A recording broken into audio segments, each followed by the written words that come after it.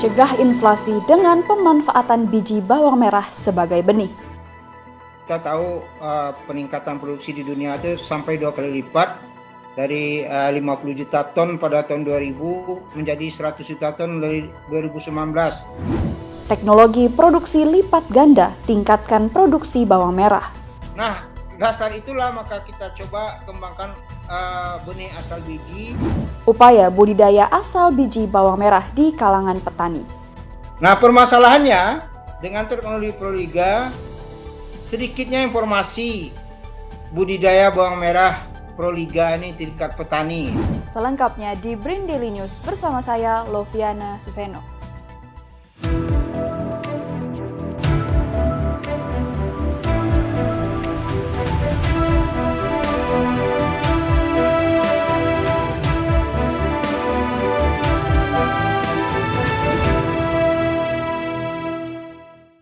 Bawang merah merupakan komoditas sayuran bernilai ekonomi tinggi di Indonesia. Bawang merah sebagai bumbu masak utama tidak dapat disubstitusi, sehingga ketersediaan sepanjang tahun dengan harga terjangkau sangat dibutuhkan untuk mencegah terjadinya inflasi.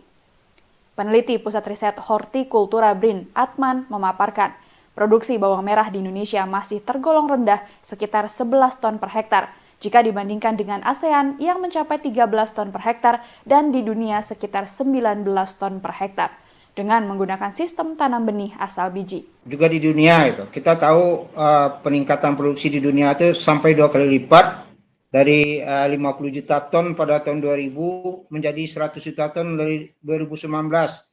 Jadi kebutuhannya sangat tinggi. Indonesia mencanangkan 2024 itu adalah swasembada bawang merah, tetapi 2016 itu sudah dicapai gitu. Yang melatar belakangnya adalah produktivitas kita masih rendah, jadi kita banyak mencapai swasembada karena penambahan areal tanam itu, bukan karena produktivitas.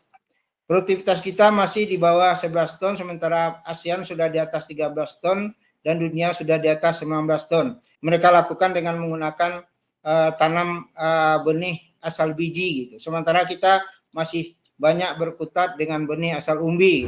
Upaya peningkatan produksi bawang merah sejak tahun 2015 sudah dikembangkan pemerintah dengan teknologi Proliga, produksi lipat ganda, dengan peningkatan produktivitas mencapai 30 ton per hektar are. Komponen teknologi Proliga diantaranya penggunaan benih asal biji atau True Shallot Seed (TSS), penambahan populasi tanaman dari 240.000 menjadi 500.000 hingga 800.000 rumpun tanaman per hektar are. Jadi kalau kita gunakan benih asal umbi, biaya penyediaan benihnya sangat besar, membutuhkan benih asal umbi yang sangat besar, 1,5 ton 1 hektar, membutuhkan gudang penyimpanan.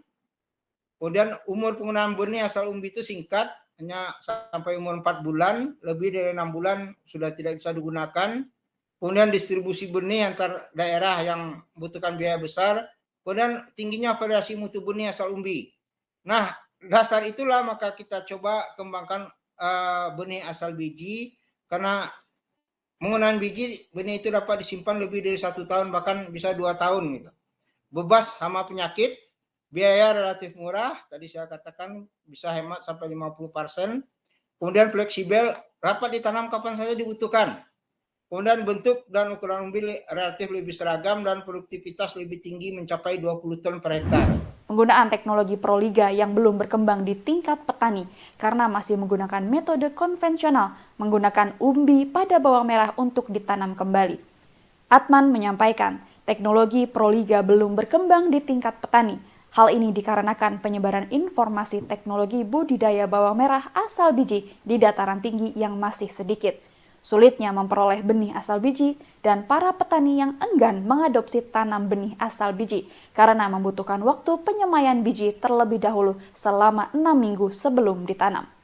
Upaya lain juga dilakukan agar sosialisasi penanaman bawang merah melalui biji dapat merata di seluruh wilayah penghasil bawang merah, mengingat penggunaan benih asal biji dapat menghemat biaya sekitar 50%.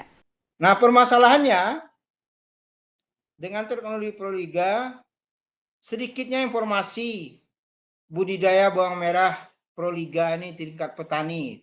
Penelitian di Sumatera Barat saja hampir tidak ada sama sekali gitu. Kemudian ketersediaan benih yang masih sulit didapat, apalagi sekarang itu. Sampai saat ini perbanyakan benih masih banyak dilakukan di luar negeri.